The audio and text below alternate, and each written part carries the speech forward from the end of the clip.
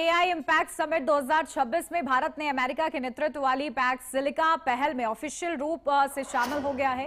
केंद्रीय मंत्री अश्विनी वैष्णव, अमेरिकी राजदूत सर्जियो गोर और गूगल सीईओ सुंदर पिचाई जैसे बड़े लोग इस मौके पर मौजूद थे।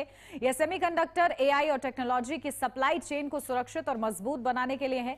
कार्यक्रम की शुरुआत में अश्विनी वैष्णव ने कहा कि हम भविष्य का निर्माण कर रहे हैं, भविष्य की पीढ़ियों के लिए नई नींव तैयार हो रही है। उन्होंने बताया कि 2047 में भी भारत एक युवा देश ही रहेगा। अगर 1947 से ही यही भावना और मेहनत बनी रहती तो भारत की ग्रोथ कितनी कंपाउंड होती, हम कल्पना नहीं कर सकते हैं। कम से कम 2014 से ही सही शुरू हो गई है। उन्होंने कुछ लोगों पर तंज कसा कि जब चिप की बात होती है तो उन्हें पोटैटो चिप याद आती है।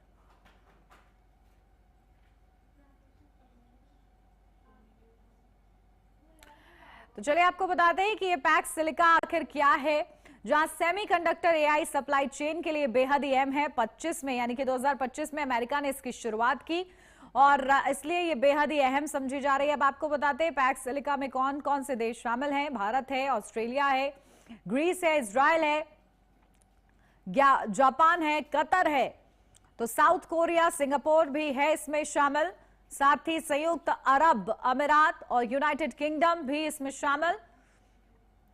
और इसी के साथ देखिए हस्ताक्षर करने वाले वो कौन कौन से देश हैं वो भी हम आपको बता रहे हैं, जहां Bharat, Australia, Greece, Israel, Japan, Qatar, South Korea, Singapore, संयुक्त अरब अमीरात, यूनाइटेड किंगडम, तो कनाडा, यूरोपियन यूनियन। तो हस्ताक्षर किए बिना जो देश जुड़े हैं अब उनके नाम आप जान लीजिए। नीदरलैंड, ताइवान, ये बिना हस्ताक्षर किए जुड़े हुए हैं। यूरोपीय यूनियन, आर्थिक सहयोगिता और विकास के लिए संगठन, ताइवान, ओईसीडी,